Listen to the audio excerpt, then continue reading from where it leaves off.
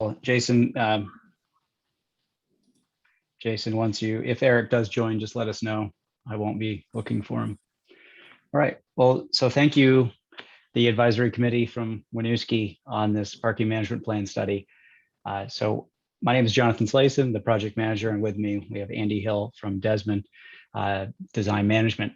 And we'll just do a round of introductions here in a minute, but kind of setting the scene, we've met twice before with a kickoff, and then we shared a bunch of data last time on all the parking counts that were collected, as well as then a very first conversation about some of the policies that might be considered in the future by the city to manage some of the parking demand.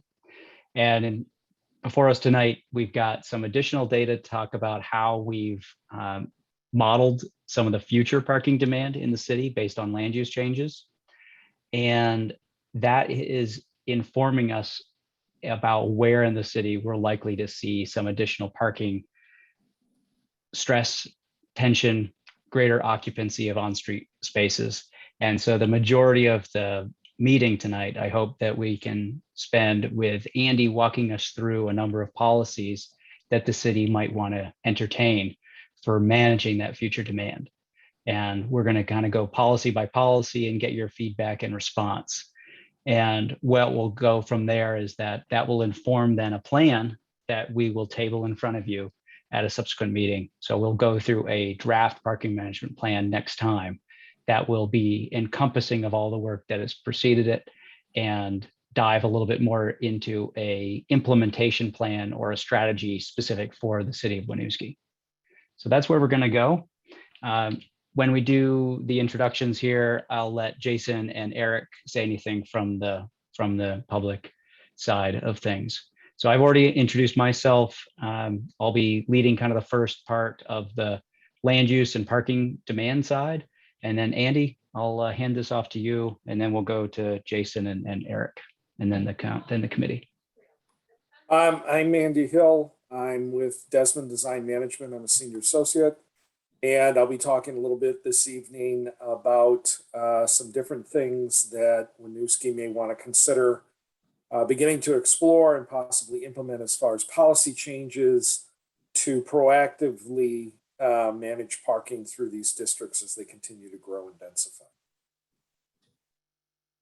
Great. Jason and Cy. I think you all know that I'm Jason with the Chittenden County Regional Planning Commission. I'm the project manager for this project on behalf of the CCRPC. And not that our previous two meetings haven't been exciting, but I do think this will be a pretty exciting meeting. I think we'll really get to kind of dive into some nuts and bolts and really get some reactions on some of the potential management strategies. And it'll be exciting to hear about the parking model and how that's up and running. So I'm looking forward to hearing about that, and hope you are as well. I'll pass it over to Cy. Hello, everyone. My name is Sai Sarpalli, Senior Transportation Planning Engineer at CCRPC. I am on the supporting staff here. I also participated in the data collection effort. So this is an exciting project. Looking forward to it. Great. Eric, I'll turn it over to you, and then we'll go, maybe Eric, if you want to toss it to one of the committee members first. Sure. Eric Forwald, I'm the Planning and Zoning Manager for the City of Winooski. I will be, in essence, taking forward the recommendations from the plan that are identified ultimately by the City Council, and then running those through the next phases, whether that be our Planning Commission for consideration of land use policy changes or other avenues that may require policy changes on the parking management or enforcement or things like that. So basically, I am the city connection here to this project. So Terry, I'll let you go next.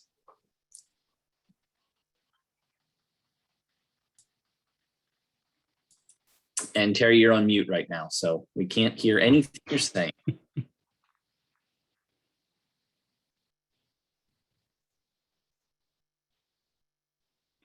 There you go.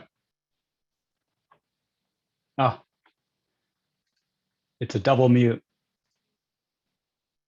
Well, Terry, if you can figure that out. You can hear us though. That's right. You're correct. Thumbs up. You can hear us. Okay, great. We're glad that you're here, and maybe hopefully you can get the sound working, because we would love to have your comments heard. So maybe while Terry's working on that, Laura, you want to go next? Sure. My name is Laura DeLugalecki, and for my day job, I'm a water quality scientist with the Vermont Department of Environmental Conservation. But I live in Winooski, and I am the chair of the Municipal Infrastructure Commission, and we deal with a lot of transportation issues. So this fits well into our work plan, and we help provide input on policy. So this is something that I imagine once this study's out, our commission will be looking at closely.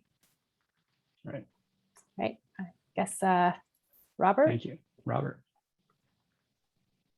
Sure. Hi, I'm Robert Millar. I'm the chair of the Housing Commission. So, and we've been talking a lot about the intersection of housing affordability and the cost of parking. So this will likely inform a lot of our discussions in coming months. Great.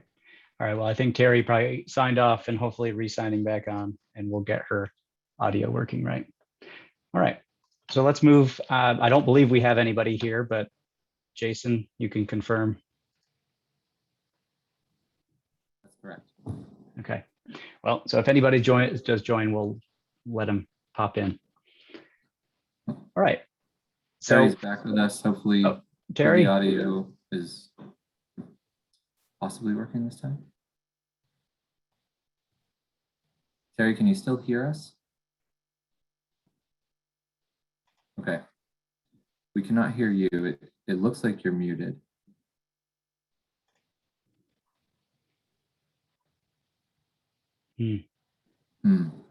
these double mutes sometimes. What, the software and then the computer? Sorry, Terry. Let's we'll continue on, Terry. If you can't get it, then we'll have to be really good at typing. Real quick, Jonathan, before you start, Terry, on your screen, little microphone, there's the arrow next to it for the mute, unmute. There's a little arrow next to the microphone. If you click on that, it may be that you just need to switch your microphone option. Audio settings, the little arrow. Yeah. Right. Can you see my screen right now, Eric, with that option out there, or no? I cannot see it on your screen, John. Okay. All right. I didn't know how Zoom works. Yeah, it'll be the lower left, like the little caret.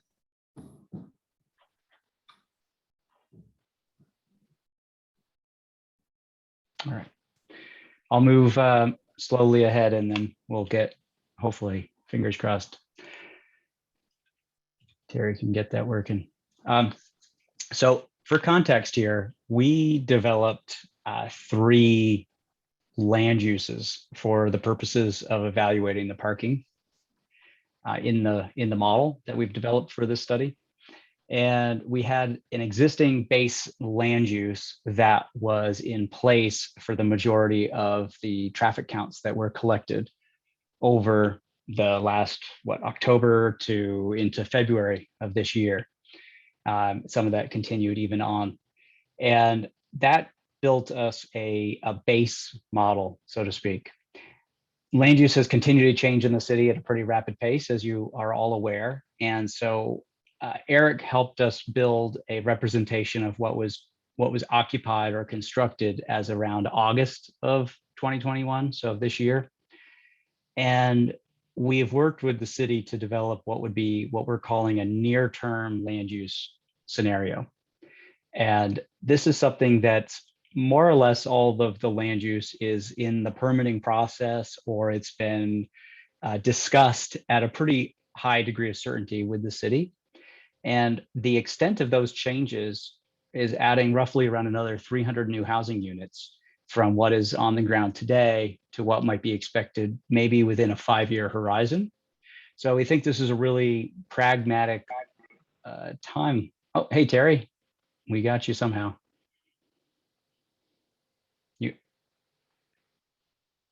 We heard it. Okay. I'm on my phone. You got it to work. Great. Can you guys hear me? We can. Yeah, nicely done. Okay. And I gotta go get a charger. I'll be right back. All right. Sorry about that. We're good. Glad you sorted it. So this land use scenario represents, we think, a really good time horizon that gives us something really easy to discuss in terms of policy, because a 5-year range of years is an excellent time horizon for developing policy, because we know it takes about a year or two to really get things underway and adopted. Then you got a couple years to be in effect. So what we've looked at is that this is a near-term land use growth strategy. And we didn't want to go too far out in the future in hypothetical land use, because we wanted to have something with a high degree of certainty. So to put a kind of a pin in just the demand side, is that we have 300 new housing units and about 15,000 square feet of non-residential space anticipated to be added. And almost all of that non-residential space are occurring in mixed use developments. So it might have some retail or restaurant space or some office space as part of a larger structure, with most likely some housing within it. And the parking spaces that are anticipated based on those new units are part of that change, then that third column in this table below. And we can see there's actually a net reduction in dedicated commercial spaces, because some of that commercial space is now being relocated in these we're calling shared off-street environments, which Andy will go into a little bit more detail about how we have one parking lot with multiple units or multiple land uses sharing it. And then we also, though, have a dedicated, almost 200 parking spaces of dedicated residential uses being expected to be constructed. So roughly this amount of land use is planning to construct about 500 spaces in aggregate. And all that is built into some of the models that I'm just about to go into. So Terry, before I continue, I want to give you the floor. Just quick hello and introduction. Hi, I'm Terry Zigman. I'm a Winooski resident for 22 years, former member of the Planning Commission. And I came here as part of the Planning Commission, but I recently stepped down. All right, wonderful. Well, thank you. Thanks for joining. Hey, John, Mhm. quick question on the housing units. Is that like a generic, or is that a different, what is the mix of housing units? Like, how does that work? They're almost all, I think they are all multifamily structures. Okay. Cool. Yep. Eric's nodding as well for the record. What we've done is turn that into this parking model. And I'm going to show some charts here in a little bit other than these tables. But this is talking about that change. And we can see that the majority of the change is looking to be both this split of on-street and residential. And there's not a lot of new demand happening in that shared off-street space. It's kind of happening in a mix of environments. So I would really just kind of say focus ourselves here is to say, look at the magnitude. So that second table in the middle is helpful, that by and large, there's a fair amount of residential parking that's happening on the street. So that's kind of that 8 a.m. time period as well as 7 p.m. And you can kind of get a sense of the impacts of the commercial land use changes because of that 2 p.m. weekday condition. So we're getting somewhere in the magnitude of increasing our observed parking occupancy, both this residential, which is off street, about 25% increase, but we are seeing increased utilization of our existing on-street parking spaces. And we'll kind of get to the conclusions here, are the findings from the model, is that we are going to see some additional stress on our streets. And so we are at the right time for developing some policies to manage that demand. Here's a chart which I think agrees with some of our original, at the kickoff meeting, we talked about shared parking in more theoretical terms and how various land uses behave differently during the times of the day. And just to kind of orient you here quickly, is that the residential, we can see that there's this gray line in both charts. We have the existing parking demand in the near term. And we can see that residential has a high in the morning and the night, and morning and the night, and then it dips during the day as people disappear to other locations. Then we have the opposite effect, which is the commercial. So the dedicated commercial uses is approximately near zero in the morning and at night, and it peaks during the day. And so you have this confluence of what is the total peak estimated demand. And it's somewhere consistently around 1,100 for the existing. And then we get closer to the 1,400 if we add up all these lines during the near term. So we get that additional demand in aggregate happening at any point of the day. And this is why a shared environment is preferable, because we can hopefully have a supply of parking that can both meet the needs during the middle of the day, but it can meet more of the residential at night when commercial demand is low during the night. And then during the middle of the day, it meets that modest demand of residential and the peak of the commercial. So this is the on-street demand. We can see that there's a relative, it's higher during the middle of the day when there's more commercial uses, but there's a fair amount of residential parking demand that's using the streets in the city of Winooski across the whole average. So that's what this model is doing at kind of a high level. It's telling us where the demand is happening, what type of lots, and the times of the day. Here's some tabular forms that kind of shows visually what we just represented. And this tells you the parking supply. And this is the amount of parking that we have in the model based on we went parcel by parcel through the whole study area and estimated the amount of parking that's both off street for dedicated commercial uses, and then on the street, and then dedicated number of parking spaces for residents or residential land uses, and then 261 parking spaces in those shared environments today. And then we, based on the model in the existing conditions, we estimated how much of that parking supply is actually occupied at these times during the day. So we have an 8 a.m., a 2 p.m., and a 7 p.m. And then we have in the near term that same condition.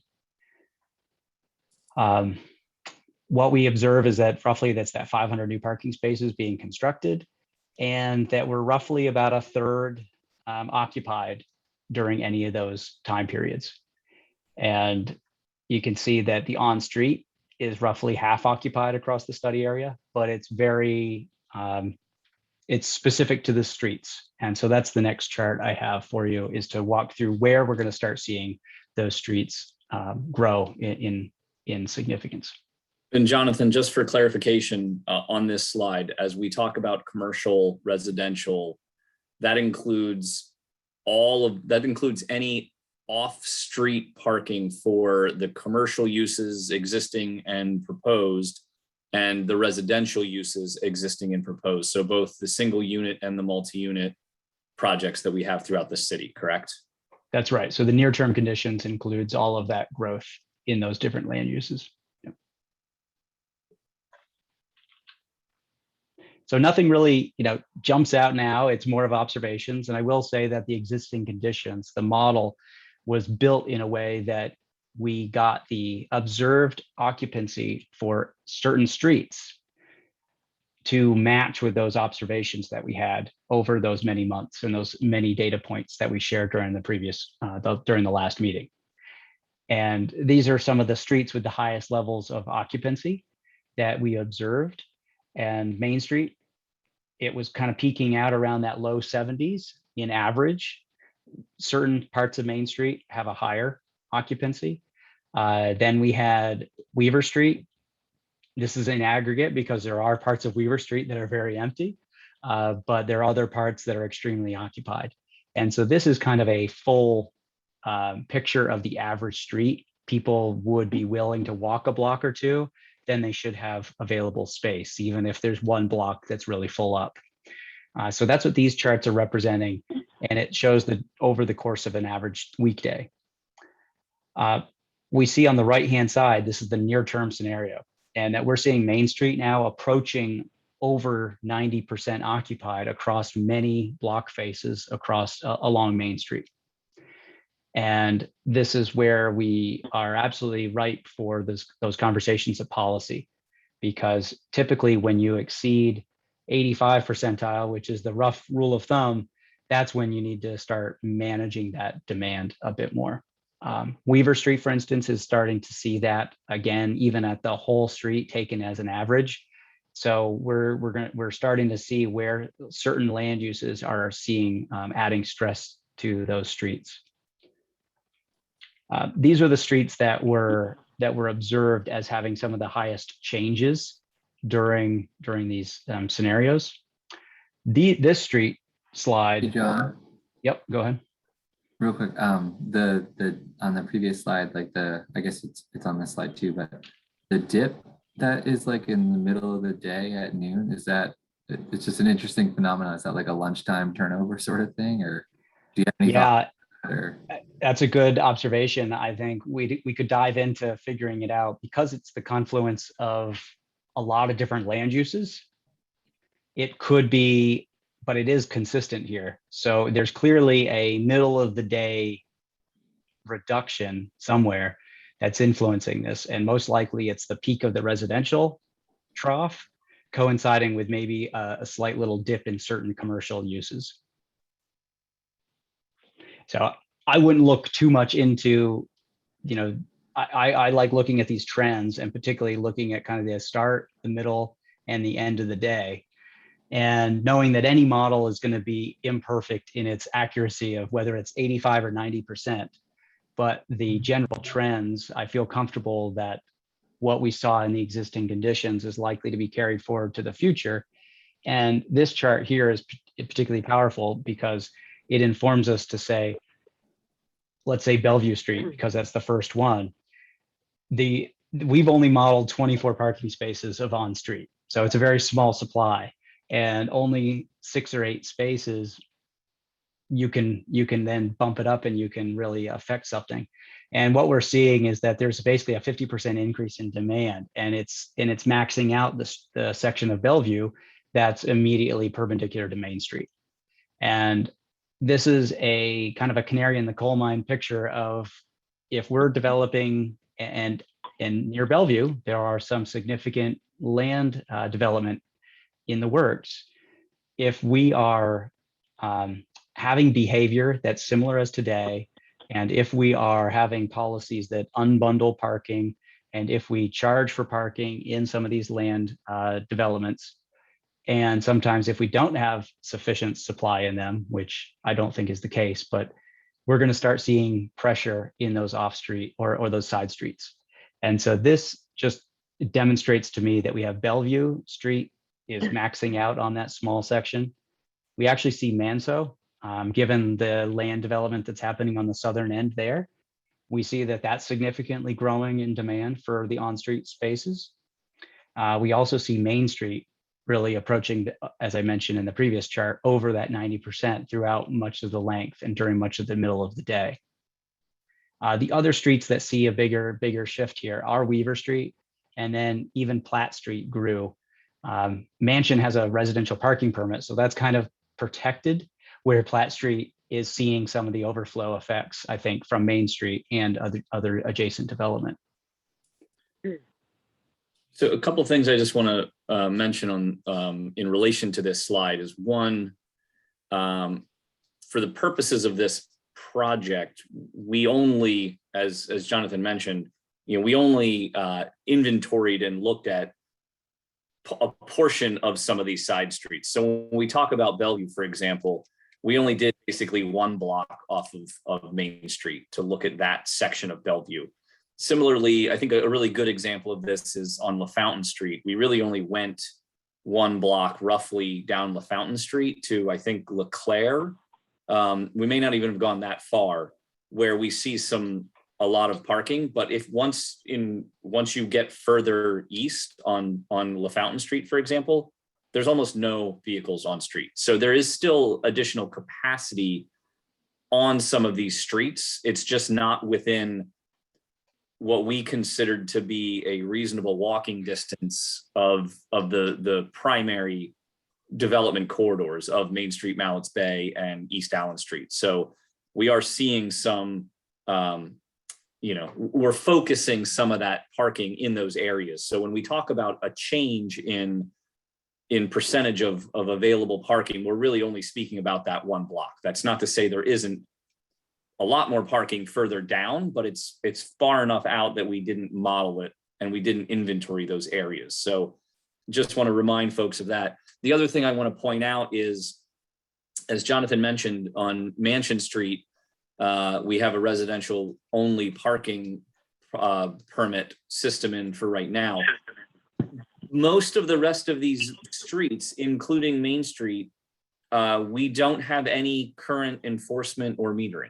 So there's no mechanism to kind of force some of that turnover. So as we see vehicles using these spaces, they're in essence just kind of warehousing themselves in these spots. So that's something we, just to keep in mind as we talk about policy changes and the management, the inventory, the enforcement, what we're looking at.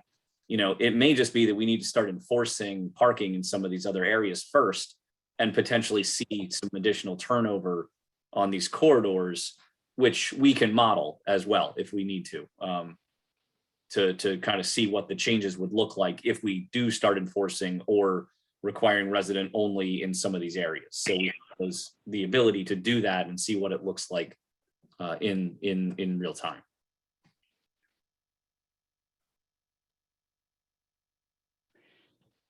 I'm going to just summarize things here quickly, but any other questions or observations just on some of this limited data that we're sharing with you, but these were the most impacted streets due to new growth.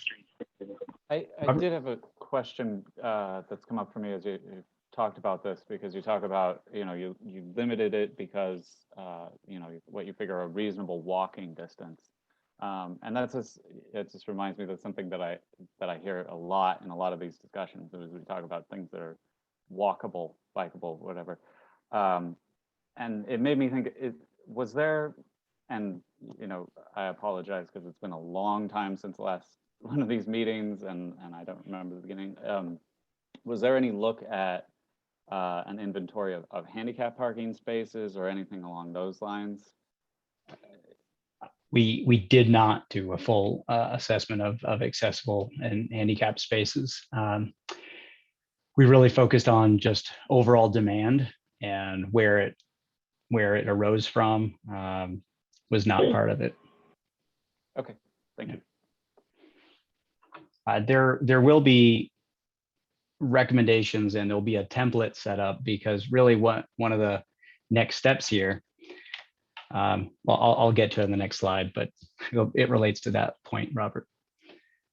So in findings, I think I mentioned before, is that roughly, which is kind of meaningless number, but we have 70% of the spaces are empty, which is not probably surprising, because we have very localized places where the demand occurs, and those areas are seeing where there are periods of tension.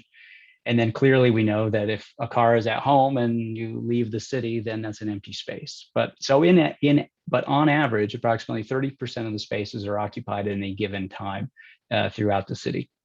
So it might represent some opportunities for some sharing. And that's really what the purpose is of trying to be more creative about using the space more efficiently. Main Street and the side streets with unmanaged on-street parking are starting to fill up.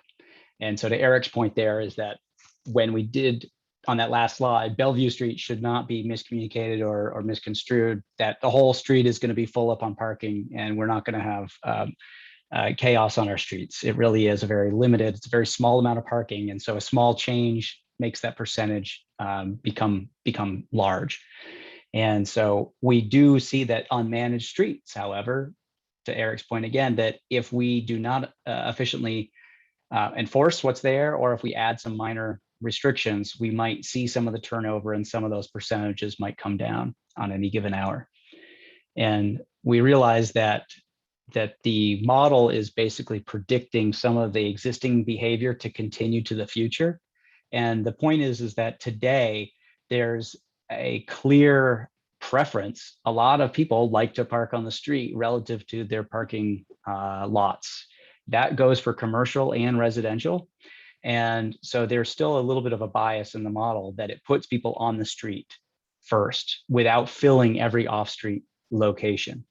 And that will eventually change. And so these on-street numbers may never manifest because if they have an off-street available to them, they might now say, this street's a little bit busy. I'm willing to go into my tandem parking space and move 2 cars in my little narrow driveway, rather than taking 1 space on the street and 1 space in the driveway.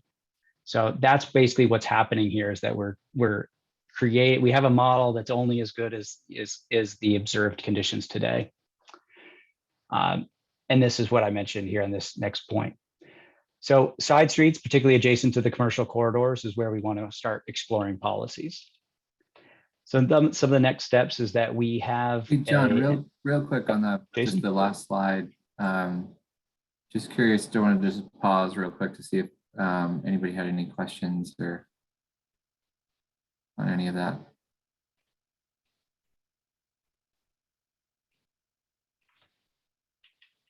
Okay. And we'll take a breather after this one. We do have that parking model that's based on national data that we scaled the parking rates to fit Winooski observed data. The city will have access to this tool in the future, and we're going to develop tools. So to Robert's point about a handicap parking space, basically those streets of higher occupancy, we're going to develop kind of a template, a piece of paper that will help the city better periodically monitor the demand, look at the streets in a methodical way and say, how many parking spaces are there? What type are they? How occupied are they over different times of the day and over times of the season? And so we can compare how the parking model has done to those observations. And the parking model will be able to be used by the city to say what's happening, particularly for non-residential land uses, as we hopefully emerge from this pandemic here shortly. And if commercial land uses suddenly start generating more cars than what we observed, the city can kind of bump up some of those rates and rerun the parking model very quickly, and to say, all right, how is it going to change some things? So these 2 points of data, the on-street observations and the parking model, are going to be 2 resources that we're going to provide in that parking management plan to the city, so that they can start to continue to monitor and evolve the parking practices. And so lastly, before I turn it over to Andy, is that it's time to identify policies to improve that long-term management of the supply and the demand. And at this point, I think we have the right information and the tools to get there. So any questions on what I've covered? And then we'll take on the kind of the policy side of things.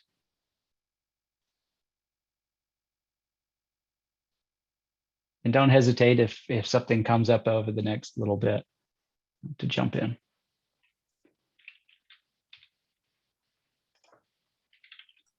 All right. So Andy, I'm going to turn it over to you, and I can flick through the slides for you. Sorry, real quick, Laura, I saw that you had unmuted. Were you gonna ask a question or? Oh, sorry. No, I was just gonna say that I don't have any questions, but thank you. That was really informative and it's really clear. So thanks. All right. Thanks, Laura.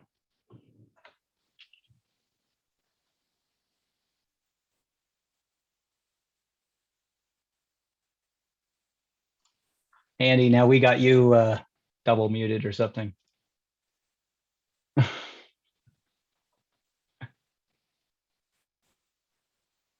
We still can't hear you.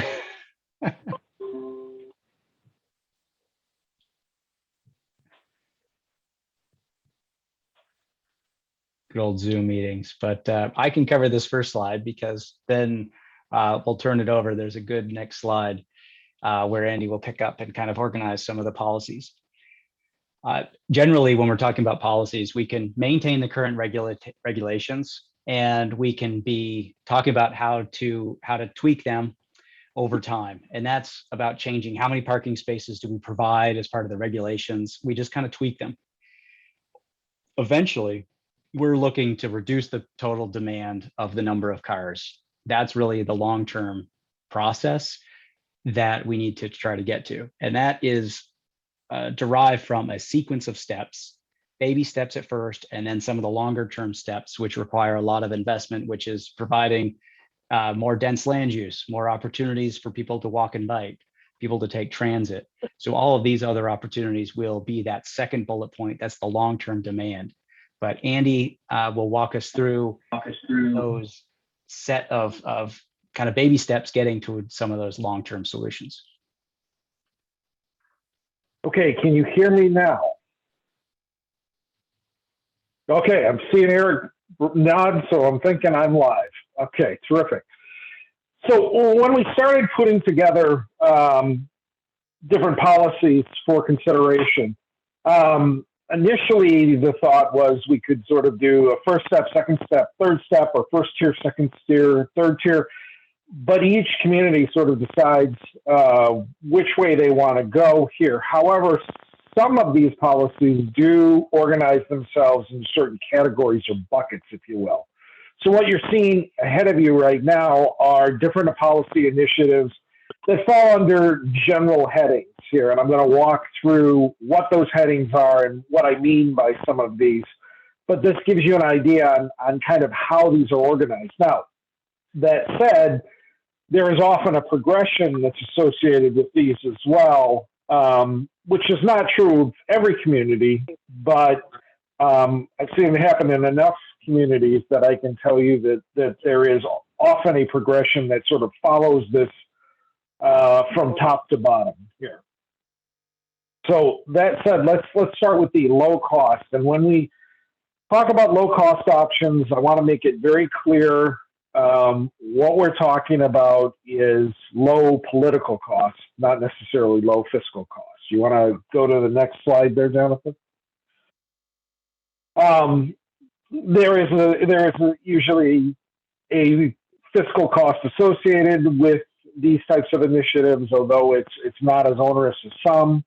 More importantly, these are often a first step that a lot of communities take when they're getting ready to formalize parking policy or parking operations here.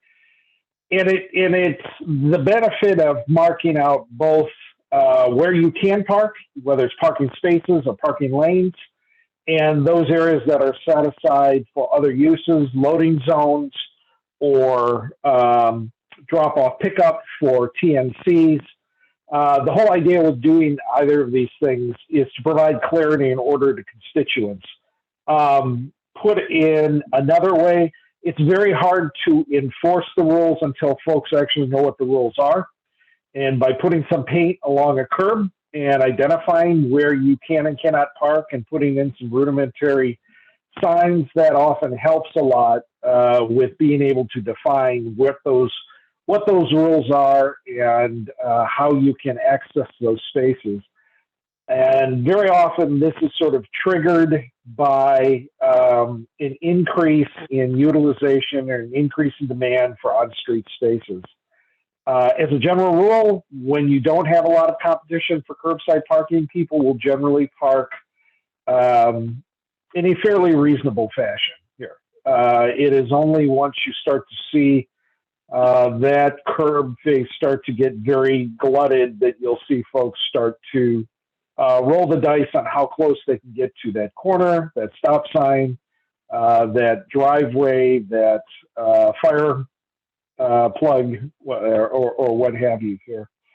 Another benefit that you have, especially when it comes to designating loading zones, TNC, pickup and drop-offs, is it does very much enhance public safety. It does that by marking out where you can and can't park as well, because very often those setbacks from cross streets and from stop signs and from driveways and other curb cuts are there essentially to promote clear sight lines for vehicles entering and exiting the entering or exiting the roadway, so that they can actually see oncoming traffic or conflicting traffic. obviously, it also cuts down on the amount of double parking that you see associated with loading or TNC pickups and drop-offs. TNCs for everyone's benefit. TNCs are the Ubers and Lyfts. Make sure we're all Yes, on that. sorry. Yeah. Transportation network companies, Uber, Lyft, any type of car hire situation. When it comes to making the decision to start marking out these areas, fiscal cost is usually the only downside to actually marking out where you can and cannot park. When you talk about how to mark out these spaces, there's a whole separate debate that goes on whether you should mark out individual spaces or you should mark out parking lanes. A lot of this comes down to how dense the neighborhood is and what's the composition of vehicles. And I'll give you a couple of great for instances here. When this topic came up in some work that I was doing in Missoula, Montana, the feeling was that your best bet was to actually mark out individual spaces because 3/4 of the rolling fleet that was coming in and out of Missoula was long bed, long wheel span pickups. So they just happen to fit almost perfectly within the standard 20-foot length that you have for parallel parking spaces here. On the other hand, in Richmond, Virginia, we were looking at this question and looking at how vehicles were actually parking naturally along curbside areas here.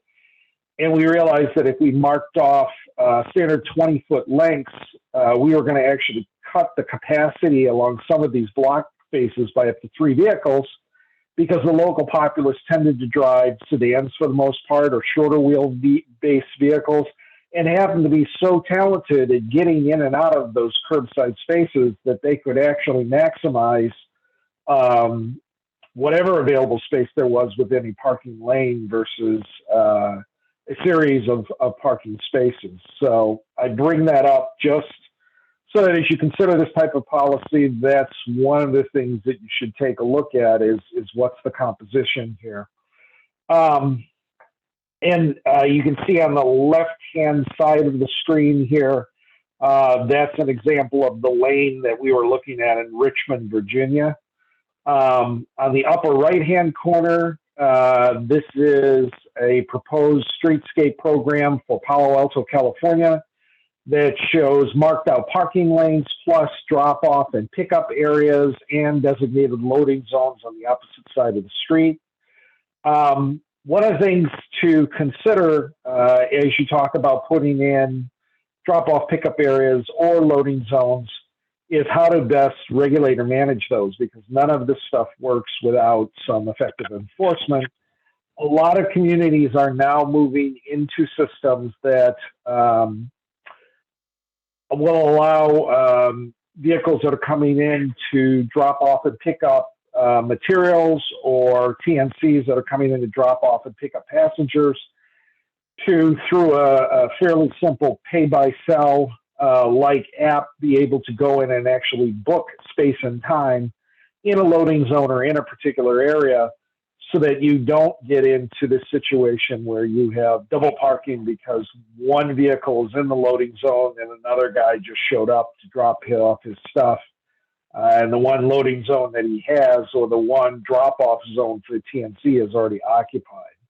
And there's a couple examples of that. One's down in Omaha, Nebraska. The other one's in Washington, D.C.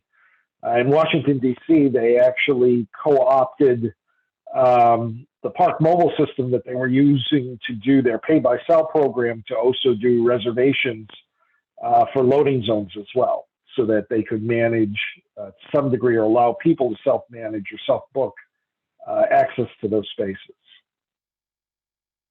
Any questions on this before we move along?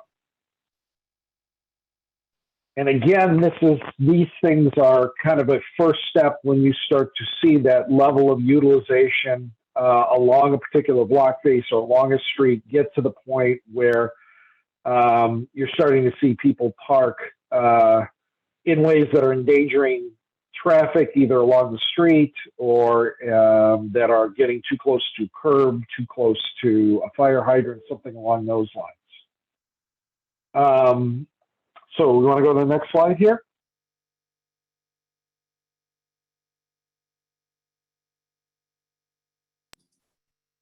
Andy, you muted yourself, it looks like.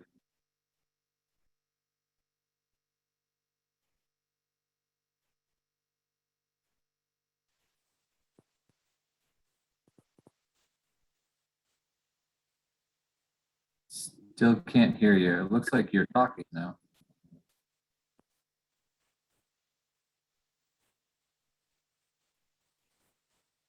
Jason, I'm gonna have to use the team system on the next one. Yeah, wow.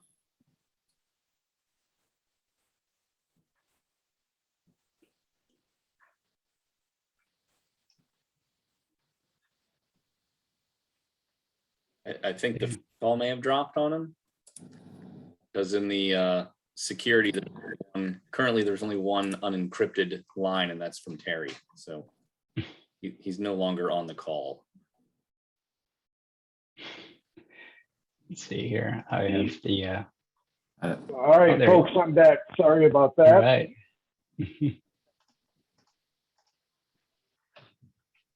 So the next thing that often gets tackled here when you start to talk about areas seeing increased competition or congestion for parking here is the option of instituting changes to zoning to adopt more smart or sustainable practices. Jonathan did quite a bit of talking about the concepts behind shared use and the fact that there's a lot of capacity right now within the off-street facilities here that could be leveraged to greater use as density continues to come into the area and you start to see more growth or development. And this really falls into three different general initiatives. One initiative is intra-facility shared use. This is the ability for a developer to demonstrate that they can get a vast majority of their needs met within the facility that they're building on site, which may be smaller than what is required by zoning. Now, in your current code, there is an allowance for some shared parking on the books. I believe it is any non-residential commercial development over 10,000 square feet, and I believe you can take credit for up to 40% of the total capacity. I think you have to reserve 60%. 60% of the capacity has to be reserved for an intended use. The other 40% can be shared. Did I say that right, Eric? I see you nodding your head. Yep, that's correct. Okay, all right. So you do have something on the books right now that allows that. So any change along these lines would just be expanding, potentially expanding those requirements, or I guess in this case, loosening them a little bit to allow a developer who can come in and demonstrate they can meet all of their needs within the facility that they've designed to support their development. Even though that may be slightly less than what is mandated currently by zoning here. Interfacility really talks about the idea of shared use between different properties to allow a developer to meet their requirements. And I'm going to talk a little bit more about that in the next couple of slides. And then there's a lot of discussion about the best way to incentivize unbundling, which is basically charging separately for on-site parking that's provided. And for the most part, what I'm seeing in communities of Winooski size is that when they are trying to promote unbundling, they're usually doing it as part of a request for waiver and usually part of a larger TDM initiative here. And we'll go into the details behind that in a moment. Can we roll to the next slide, Jonathan? can I just ask a question right there? Yes, ma'am. Can you hear me? So Yes, ma'am. with that, are you going to suggest also then that the on-street parking becomes paid parking? It would be, yeah, I mean, a lot of these things very often go hand in glove together. So if you decide to allow a developer to unbundle and charge separately for parking, generally you have to, as a result, also consider either charging for parking on street or at least putting in some sort of structure that prevents people from migrating in that general direction. So very often we've seen, sorry to interrupt, we've seen in two developments here in the slide that you just showed, Manceau Street now is 100%, according to your projections, going to be 100% full, and Bellevue Street, both of those places are places where the developer pleaded that didn't need the parking. In fact, on the Bellevue Street place was granted a waiver. And now you're projecting that the parking, I don't remember the number that you proposed there or projected, but now on-street parking is being taken up by people that don't want to pay for parking in the development. So I would love to see, meters being put on the street. If the developer is going to be able to not provide parking or charge separately for it, then it makes sense that on-street parking should be paid parking. Yeah, let me jump in there just for everyone's, again, not misconstruing. The numbers are exactly as you said, Terry. Bellevue was showing at 100% occupancy, but it's a very small number of spaces in that study area segment. But the logic that you're conveying is exactly right. And even Manceau only has one section of the street, one side of the street was parking. So it has a small supply of parking that even a small number of those residents, if they shift to using the street, it increases that percentage quite a bit. So that is what we demonstrated in the model, and your logic and your suggestion toward metering is where I think the conversation is going. So that's great. Okay. So I just wanted to add a couple sentences here as well. As Andy mentioned, we already allow for the intra-facility. We also allow currently for the inter-facility parking with our current regulations. There are some limitations there as well, but we do have language already in place that accommodates that. And then lastly, on the unbundling, we don't have any requirements one way or another that speak to whether or not a developer can or cannot unbundle their parking. That's really a development decision on their part. We are starting to see it. There are other municipalities that are requiring that it be unbundled. There's actually was some state legislation that was moving through, I think the last round, that had talked about some housing bills that did also talk about requiring parking be unbundled from a development. So, but we don't require it, but we also don't prohibit it right now. Just anecdotally, I saw an article today that showed a study about that specifically talking about parking, and one of the figures that it quoted was that on average, by unbundling parking from rent is the residential rents by close to $150 a month for that space, because the developer doesn't need to build a space potentially, or can build fewer spaces. So anyway, just a few things to add to this part. Great. Yeah, I was trying to understand what behavior is incentivized by unbundling.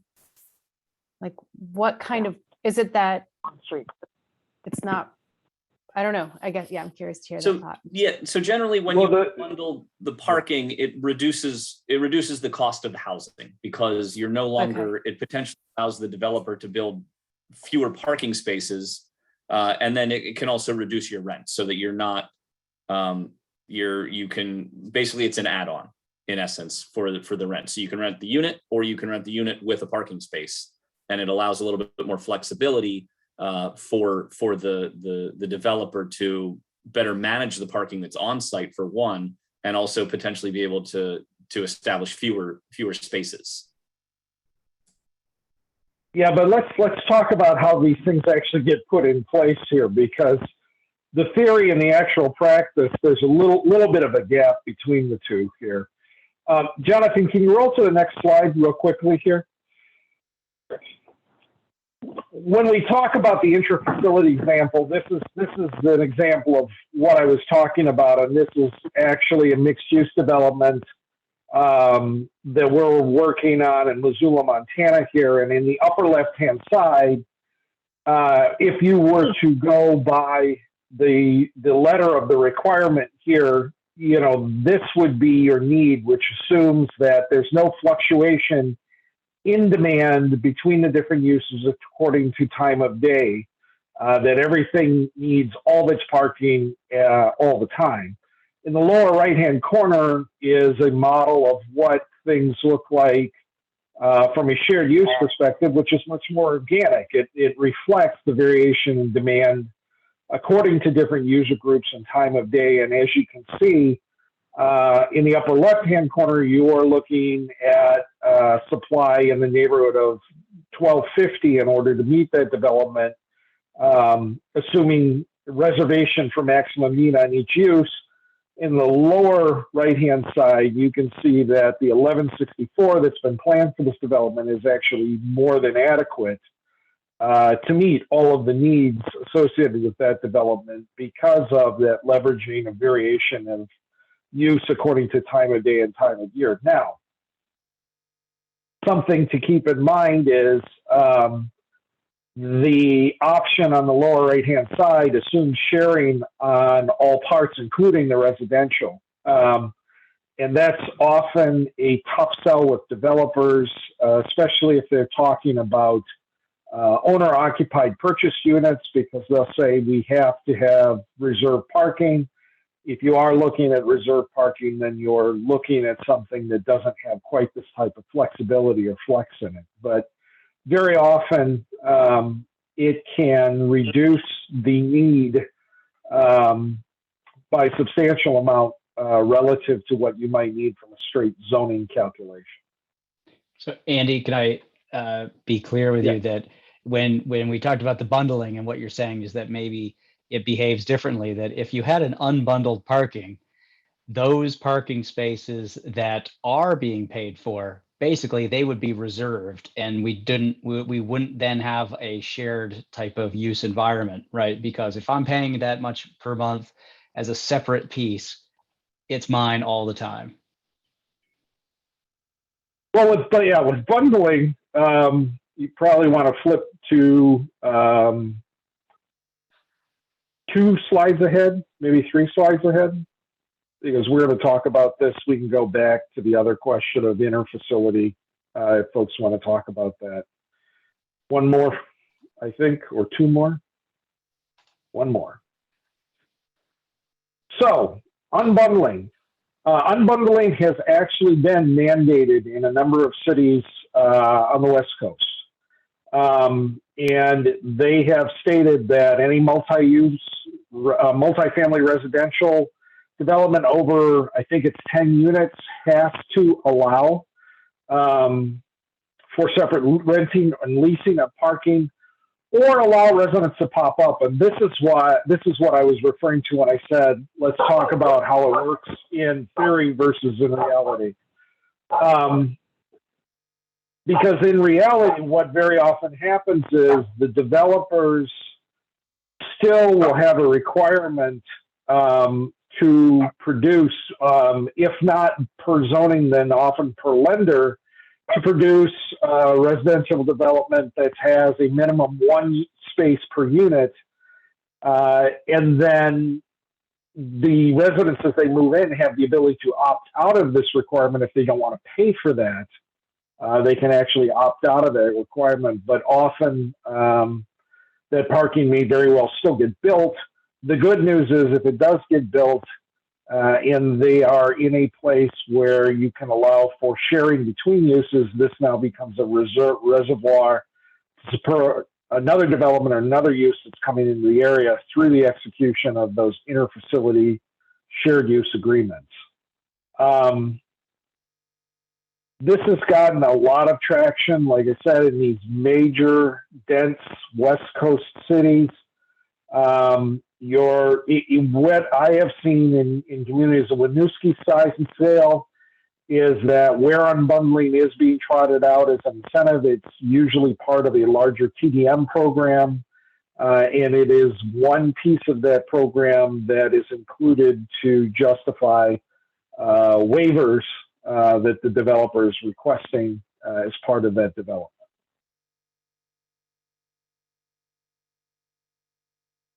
And if we can roll back a couple of slides real quickly, the other one I wanted to talk about real quick. This is an example of the form that the city of San Diego has put together for developers who want to execute a shared parking agreement between properties in order to meet their requirements. They have actually got it down to such a science that it's actually template now. And the ability to calculate whether you qualify for this and how much parking you could or should be filing to share with an abutter is down to something where anybody with a basic understanding of their project components and essential math can do these calculations now. They've really done a fantastic job when it comes to promoting the idea of interfacility shared parking to meet zoning. So there are good examples to look at if you're thinking in terms of adopting something like this. You have good language right now. If you wanted to sharpen it up or make it even tighter, though, they do provide a really good template to follow along.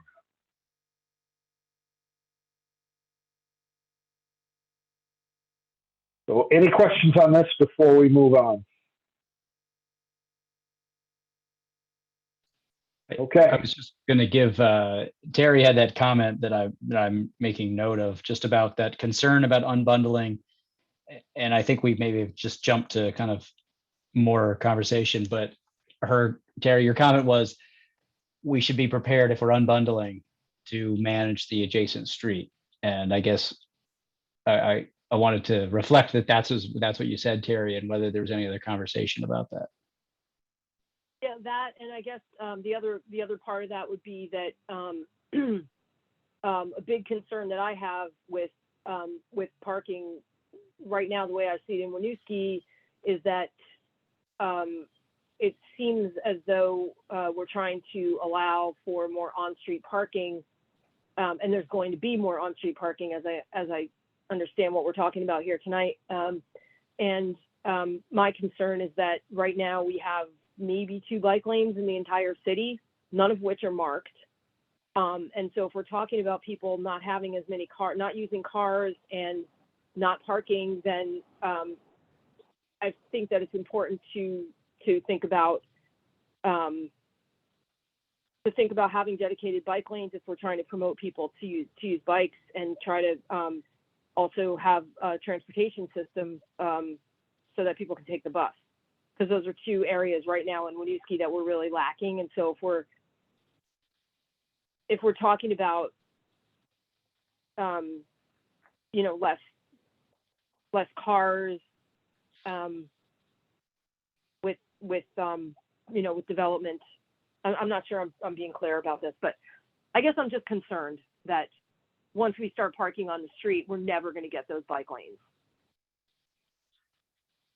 And that's a big concern. And so just in terms of the unbundling, yeah, I'd like to see paid parking on the street if we're going to allow developers to charge for parking, which pushes the cars onto the street. I'd like to see that paid parking on the street.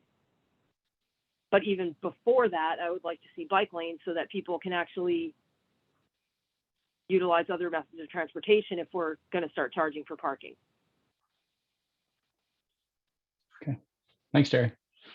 Sure. All right. For what it's We'll worth, jump- That is pretty clear. It makes sense. I get the whole chicken and the egg situation that you're describing there. Well, and the good news is if you look at complete streets now and some of the advances they've done on design, you can actually do both. You can establish a floating parking lane that you have to pay for in order to park that sits 6 feet out from the curb and creates a protected bike lane that runs along the curb to create a protected zone for bicyclists to pass through as well. And very often my concern is just that we're going to open up all this on street. We're going to push all these cars onto the street, and we're never ever going to be able to take those roads back and create bike lanes for people. That's what I'm concerned about. So we've got 2 little slides here to talk about shared parking, just visually. Make sure I think we've kind of hammered this one home, but this does talk about the interfacility. Andy, well, it just want to introduce. Yeah, it just shows kind of graphically how something like this might work. How an individual facility might be shared by 2 budding uses with complementary use patterns. And the cartoon in the upper right-hand side, rams that home how you can actually make something like this work because you have complementary use patterns with those abutting land uses.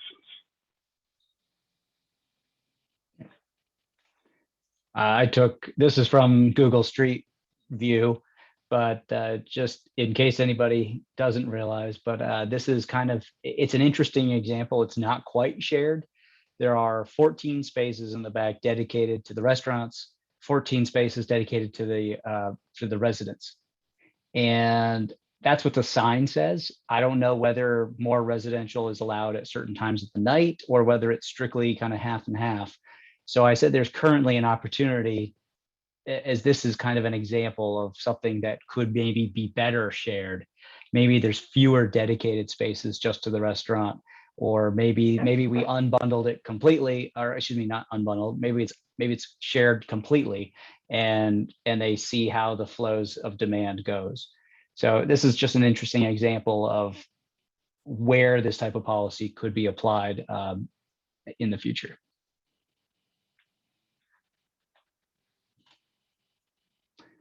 So I think we've covered this one. Is that right?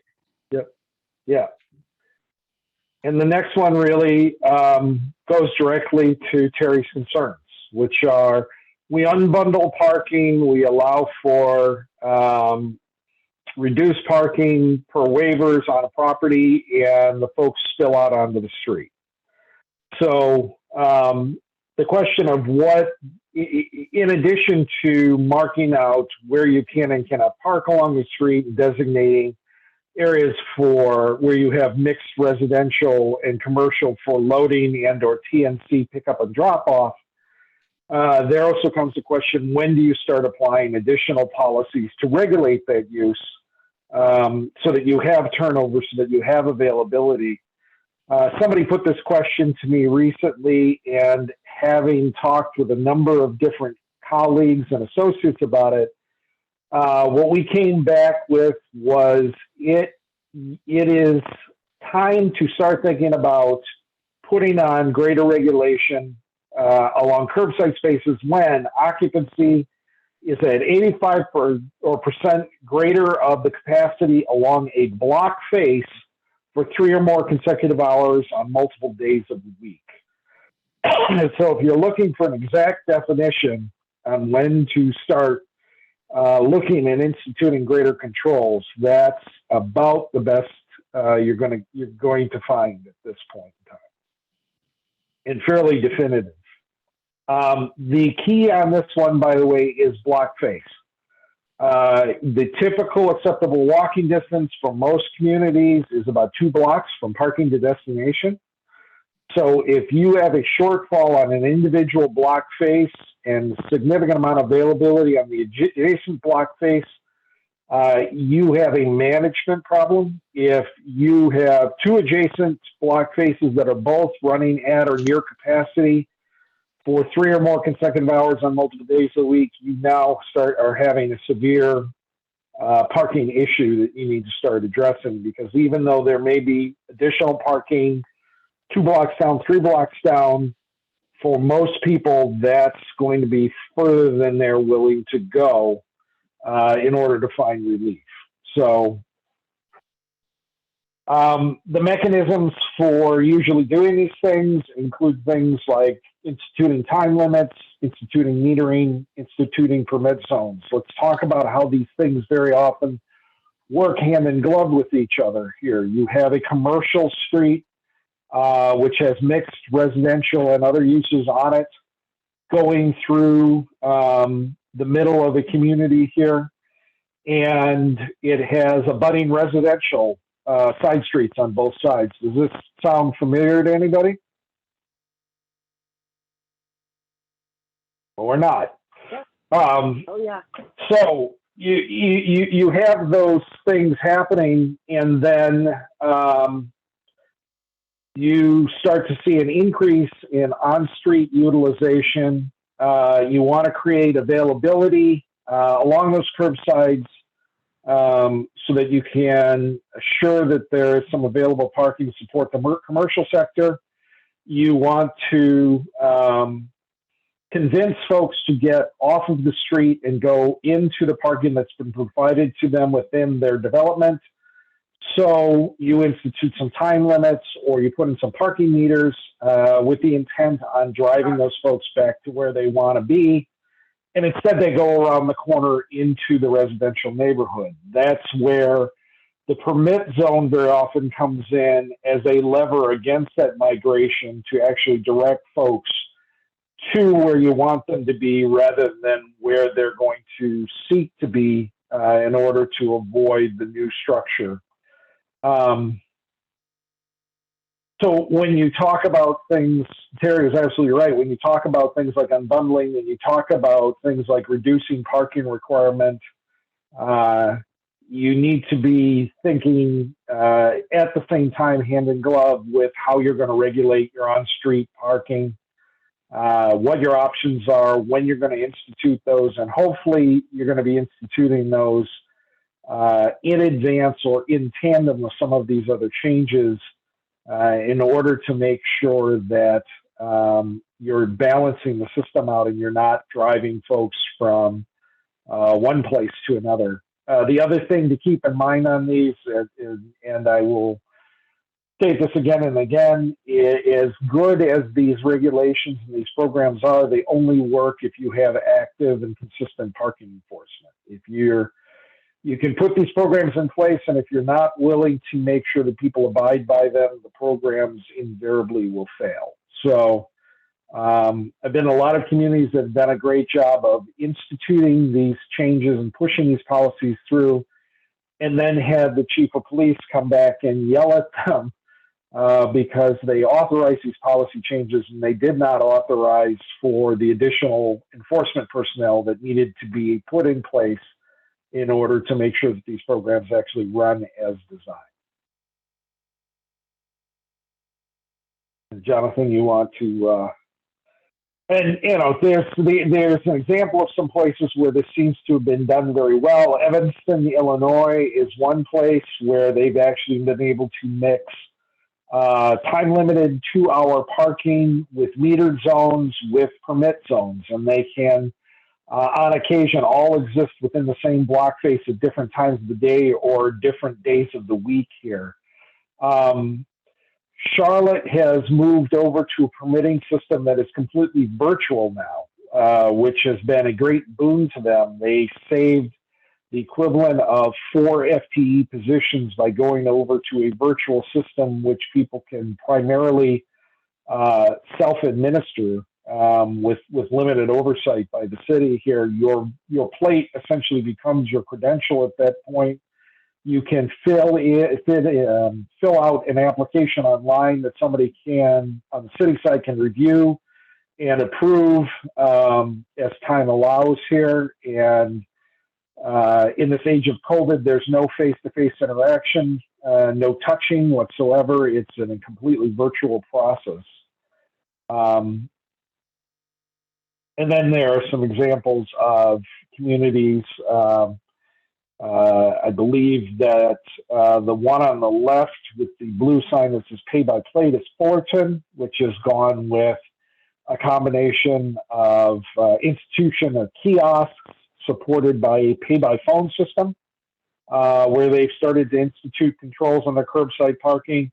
Greeley, Colorado, has gone over in their more residential neighborhoods to an exclusively pay by phone system administered by Passport Parking. Eric, just to think about the on-street, has there been any discussion about extending the current kiosk and pay areas of the city? Is that something we should think about or know Yeah, about? I mean, we regularly review that, and we just did an expansion onto West Canal Street.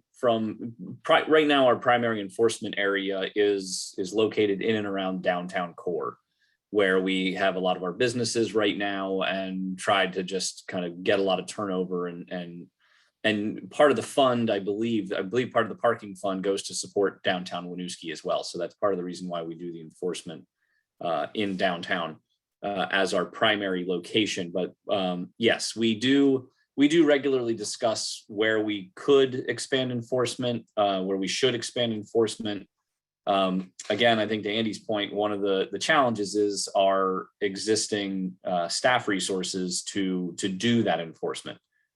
We only have one person basically on each day to do parking enforcement, so they have limited time to do it. And so, as we expand that geographic reach of where we're enforcing parking, we start to strain the resources a bit more. So there are definitely some trade-offs.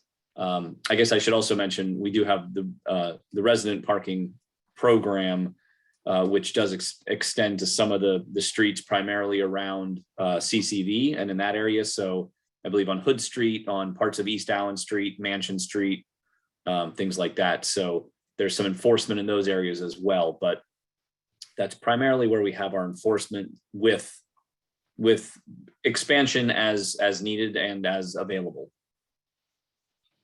Is that enforcement happening essentially on foot with a handheld unit, Eric? Yes. We have a handheld unit to track. We also have the Park Mobile app, and I believe we still support Way to Park as well. So folks can either pay at a kiosk or on the mobile device. But yeah, our enforcement is done on foot with a mobile reader.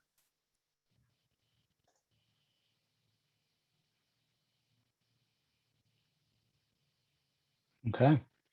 Continue on. Let's talk about off-street. Mm-hmm.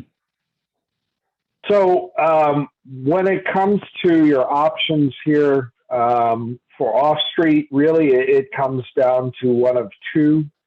A lot of communities are now starting to adopt parking maximums, which essentially either replace the minimum parking requirements or go in tandem with the minimum to say, this is the minimum we require per zoning, this is the maximum you can build per zoning. Most of the time where you're seeing these instituted, they're usually in larger urban centers where you have a fairly aggressive parking market and substantial alternative mode transportation options coming into those areas here. But the whole idea with parking maximums, again, is to prescribe a limit to the amount of parking that is made available, with the idea that you're going to be able to start, for lack of a better term, pushing people toward alternative modes of transportation.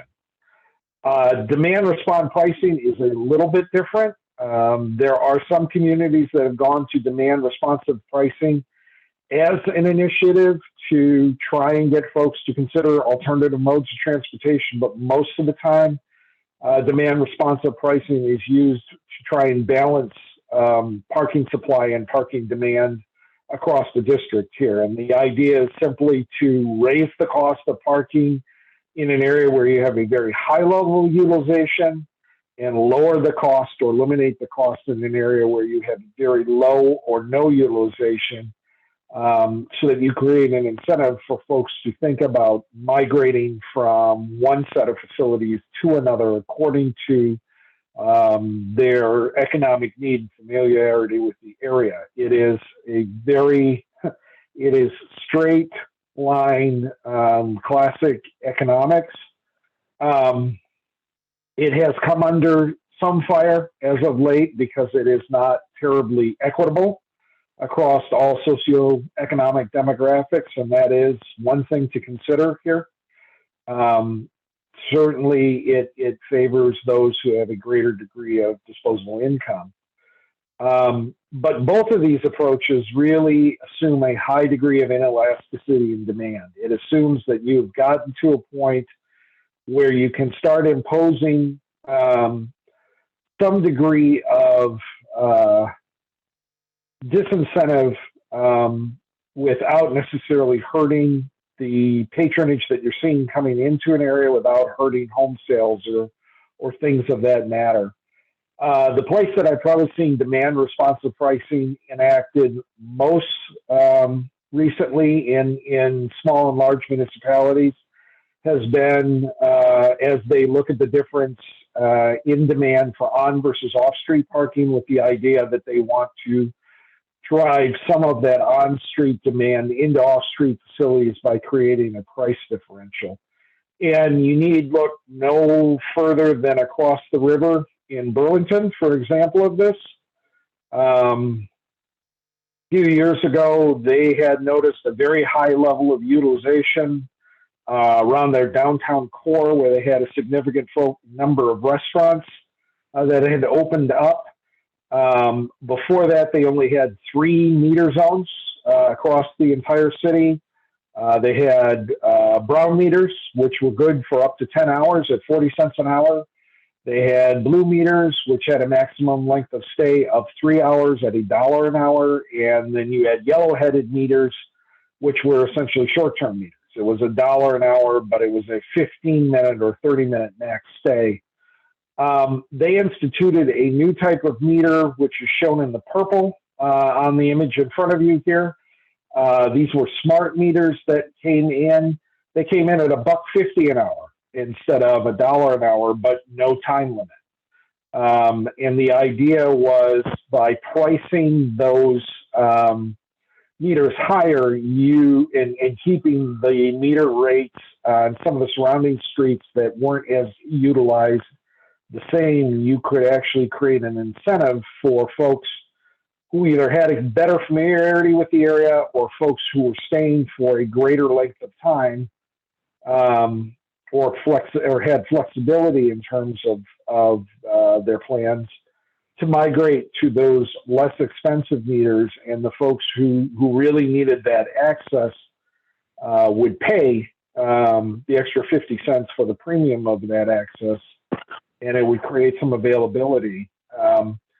When they instituted this, they still had their policy in place for their off-street garages that allowed for 2 hours of free parking. So again, the whole idea was to set up this imbalance, which would potentially drive your longer-term users into off-street facilities or into less utilized facilities, and create that availability in these key areas for your discretionary users as they came in.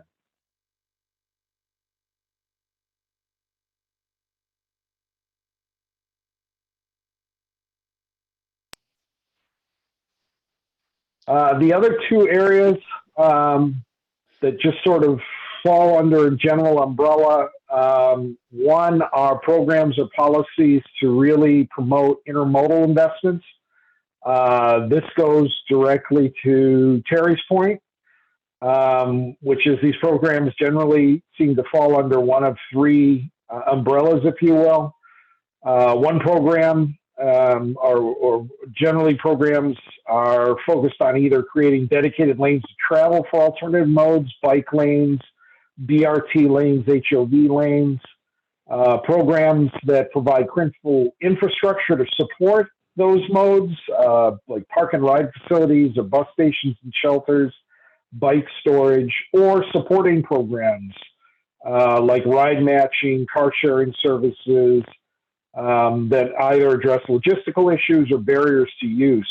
One of the biggest things you see folks struggle with when they look at going over to an alternative mode is how do I get home if something happens to my bike, to my car share mate, to the bus line, something along those lines. So free ride home vouchers are usually sort of a critical part of that. The one thing I'll caution you on is when you start going down this road, in addition to making sure you've identified a funding source, if it is diversion of funds that might be going elsewhere, especially to roadway improvements, make sure that you vet these with the community. State of Massachusetts right now is getting itself in some significant hot water because they're talking about diverting MDOT funds that had been targeted toward roadway improvements to try and bail out our large transit system down here, the MBTA, and that's raising a lot of ire with most of the communities that are outside of the greater Boston area right now. So intermodal investments are really focused often on trying to get folks from outer areas into a district or core. Placemaking investments are often focused on trying to keep these folks in that district or in that core once they get there and supporting their ability to live, to work, to play without necessarily being reliant on a personal vehicle. A lot of the emerging communities that I've been working with have been self-described food deserts, in that they have started to develop a significant residential component along with a mixed-use commercial component, and have realized that the biggest thing that they're missing right now is access to a full-service grocery store in order to support that residential community.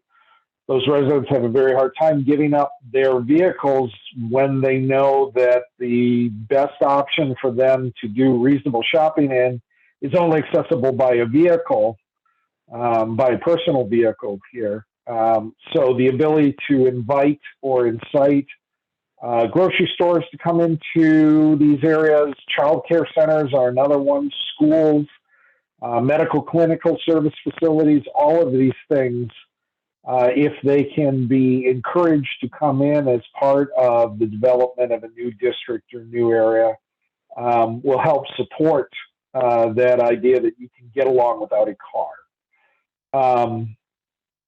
I'm not going to belabor streetscape improvements. I'm sure that all of you are familiar with the arguments for wider sidewalks, more effective lighting. Certainly with COVID, the ability to do space for curbside dining and shopping or events has highlighted how important this can be to keeping an area vital. And then anything that you can do to activate things at grade is going to improve perceptions of vitality, security, safety. This can be anything from permitting or allowing commercial kiosks or food trucks to come into the area on a regular basis here to draw activity down to the street level. If you've got a significant aging community, being able to provide benches for them to lounge and gather in here. I was just in a community out west that is considering changing their zoning code to mandate the inclusion of front porches on new residential properties coming into certain districts, with the idea that they can create a private space that has public benefit by turning or activating just above grade again by mandating these spaces be part of all new development. Great. Thanks, Andy. That was a lot there. I think That was a lot. let's just go here. And then I want to go back to that kind of big list of policies, because I'd love to, now that you did that deep dive, I want to kind of revisit them and kind of get some further feedback and help us think through them. So tonight, here we are. We've reviewed a little bit about the parking model results, where we think which streets might need some additional management and philosophies, which we've just covered. So really, we want to get feedback on those policies. The upcoming meeting will determine when that will be, and you'll be reviewing. Prior to that meeting, we'll submit a draft parking management plan, which will, as I said, summarize the data collection, the survey that happened, the parking model, some of the results from that model, the insights about how to collect data going forward, and then applying some of the policies that we've just been discussing here. And then we'll produce a final management plan based on your draft, or based on your responses to that draft plan. And we'll then present that to the city council at some point. So that's where we're going as the project. Any comments or questions on these next steps? Okay. I'm going to flick through back to kind of the head slide of all these policies. And as I said, you'll get this presentation after. So Andy kind of organized these policies in these topic areas. And I think they were generally in the flow that these intermodal and placemaking investments are going to take longer term, and some of them are pretty short-term things. You can do some activated activities and streetscape modifications relatively quickly, and even get some food trucks and the like, versus intermodal investments. We know that takes a long time to get some of the dedicated lanes, support buses, and maybe even do different land use strategies. So if we kind of start though from the low cost into these options, out of what you've heard today, are there any things that get you interested, excited? Do you have any insights for us as to applicability in the city? Are some of these things just off the table from your point of view? Are there streets that you think could be more or less appropriate for some of these things? Are you interested in pilot programs? I want to hear any and all comments that you're willing to offer up tonight. I think that the zoning options for targeted areas, specifically Manso, Bellevue, maybe a few areas, makes a lot of sense, even if it's shorter term, just to kind of manage this transition of like the new developments coming in and like the parking patterns being established by the new residents of those developments. That, like, I don't know, I think that that's a low-hanging fruit, a way to handle that really well. I think with all the upcoming work on the Main Street corridor that's coming, that there will be some significant placemaking investments, which is very appealing. And of course the intermodal ones, but that's also like a lot of that is beyond the city's control, like where Green Mountain Transit is going to put bus stops, or how they're going to service the community is, it's more complicated than us just saying we're going to do that. But I think that but steering towards those are more like robust solutions. But I think I see a lot in these like low cost and zoning options that we could probably tackle quickly. And, just a side note, I have kids that go to JFK Elementary School, and there's all this construction going on right now, and they've been pleading with the parents to not drive, and so for drop off, because it's crazy. And it's amazing, like having this be my third year of my kids at this school, a lot of people have actually responded and stopped driving. And there's a lot, it's gotten harder to drive, and people don't want to deal with it, and more people are walking and biking, at least now when it's not cold. And it's interesting seeing how that behavior change happened so quickly when driving becomes burdensome. So I don't know, that's just like a interesting observation that it seems like there's willingness, at least in Winooski, to change some behavior to avoid unpleasant situations. Thanks, Laura.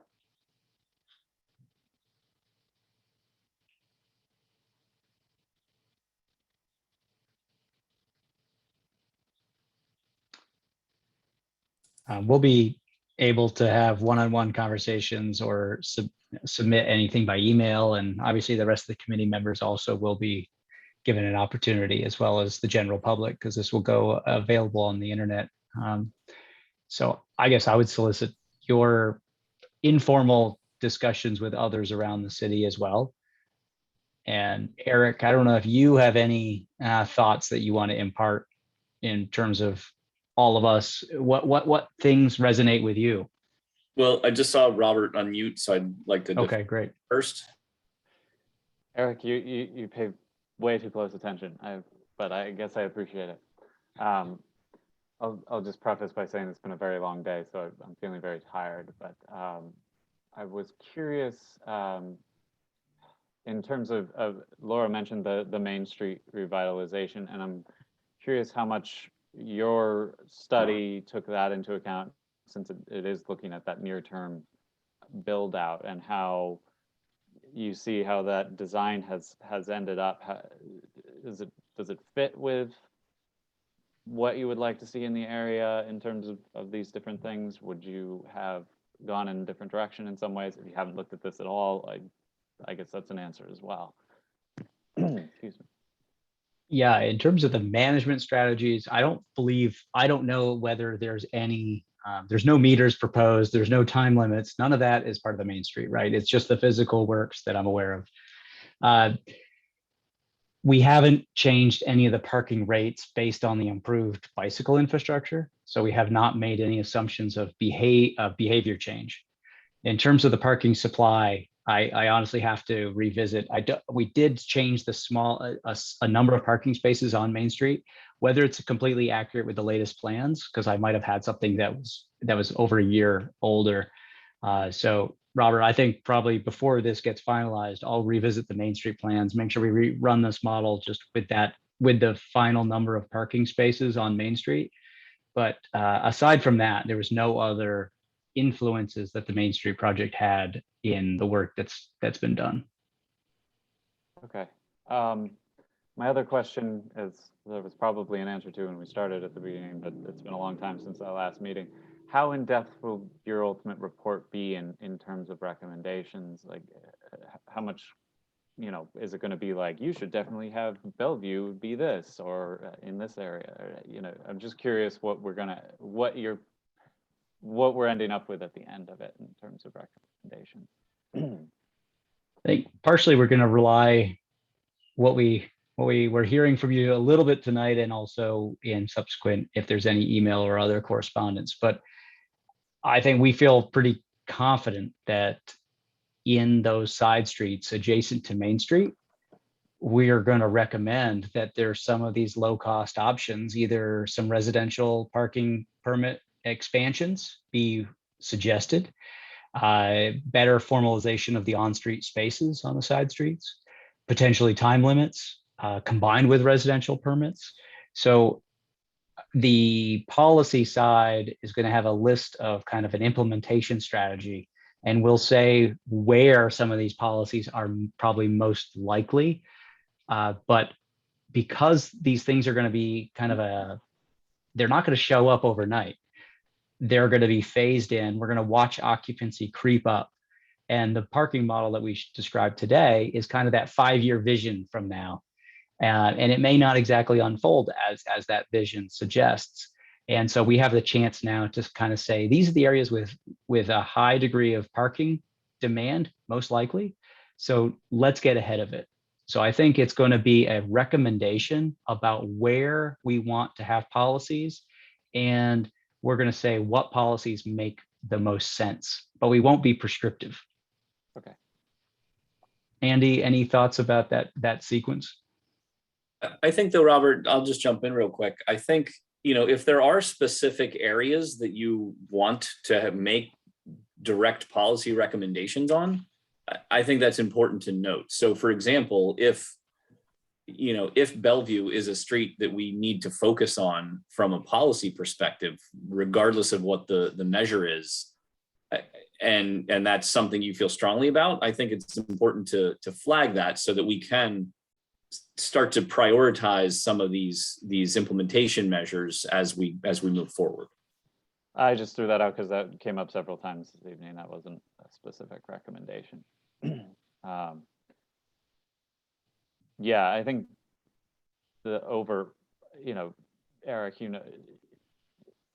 planning and housing have been looking very closely at these same gateway districts and hoping to move forward with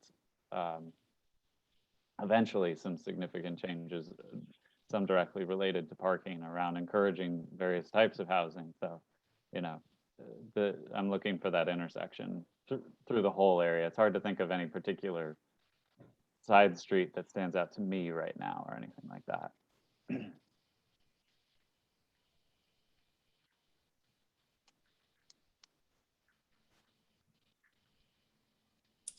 I think one other item just note is that, as we see some developments, as we see these corridors build out and these new developments come in most cases, we're consolidating several lots and redeveloping them as one larger project.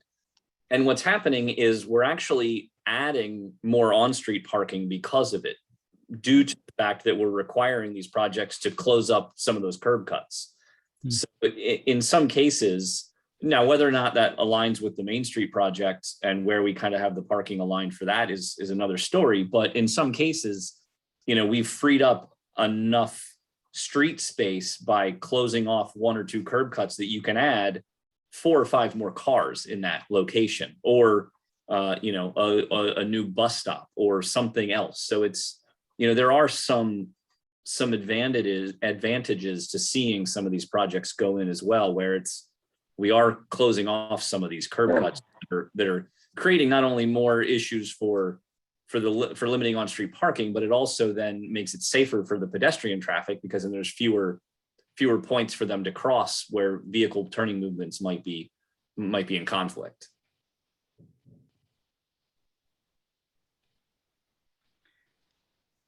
Andy, the way I described kind of how we're going to make recommendations and help maybe prioritize which policies maybe make the most sense for certain conditions, did that all align with you? Yeah. I mean, typically when we talk about implementation plans, we're usually starting them with if then statement. If this occurs, then, this is the natural progression in terms of policy. So if you find curbside utilization along this area is consistently at 85% or higher, these are sort of the next 4 or 5 steps you need to consider. And to Terry's point here, some of these things will trigger the necessity for other things. So if you're instituting time limits along a commercial corridor, you probably need to be looking at potentially doing permit on all of the adjacent cross streets here to prevent migration from one area to another with the institution of those structures. So, is there anything that we covered today in terms of policies that were, you think inappropriate for the city?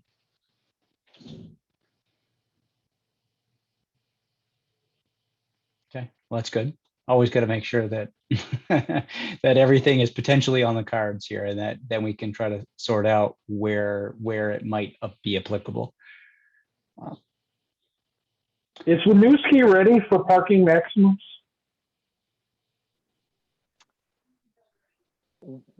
The discussions we're having right now are trending more towards maybe reducing parking minimums. I think we're a ways away from adding parking maximums, but others can contradict me if you. Eric, I imagine. I think what I have seen is that the development community wants to build what they think they need. And if they're not looking at building more than they need. So I think between some potential changes to incentivize housing, or just better align our current standards with what we're actually seeing on the ground. You know, I don't know if maximums would be necessary, I guess is a long way to say that. But shouldn't be something that's off the table, I don't think. No, I'm not saying it's off the table, but it hasn't come up. Something I want to throw out there since we have the chance, but there's been examples where the parking revenue is, as Eric, you said, some of the parking enforcement revenue is returned to the downtown Winooski. If enforcement were to expand into outside the downtown core, are there other entities already established to maybe manage some of the local to collect and manage some very localized investments with that revenue to do streetscape improvements? Are there, I don't know enough about Winooski, whether there's neighborhood districts or neighborhood councils to help manage a very localized enforcement fund. So downtown Winooski, and I'm pretty sure it's either the Downtown Association or Winooski Downtown. There's two groups, and I can never keep it straight. But the one that Meredith is a part of is it actually doesn't serve just the downtown; it serves the entire city. So it's okay. really the business voice for the entire city. So that would still be the entity that would kind of handle some of it. Is there an interest from a residential side? I'm just thinking about ways that sometimes makes enforcement more palatable, is that they see some of that revenue being spent to support the community in different ways. Yeah, that's a good question. I don't know if there is necessarily, I don't know if we're there yet, quite frankly. It's possible, but I don't know if there's really a strong component of that right now, but I may be wrong. I would look to some of the residents of the city to weigh in on that potentially.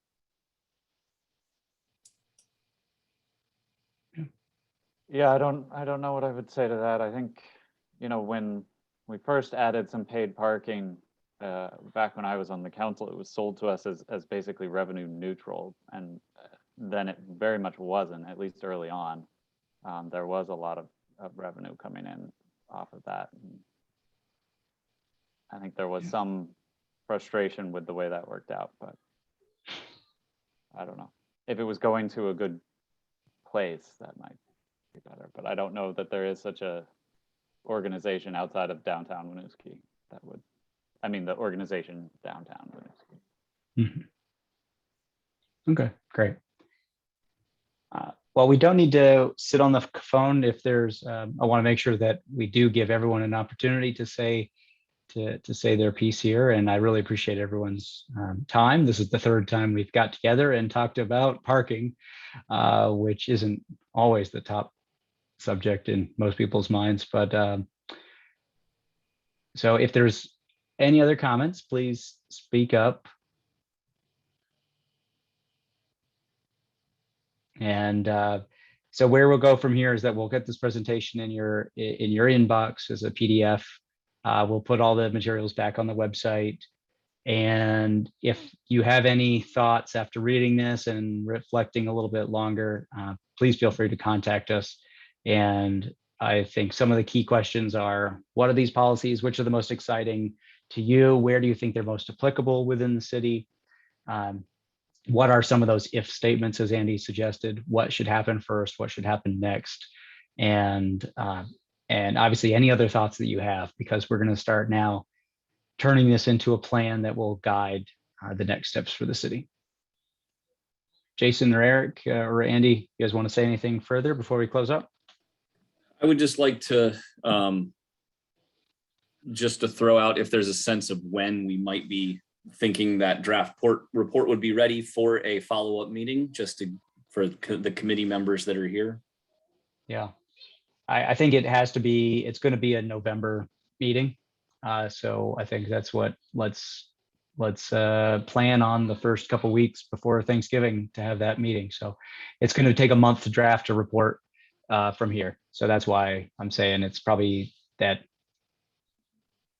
it's already now the almost the second week at the end of September. So I think realistically it's going to be early November.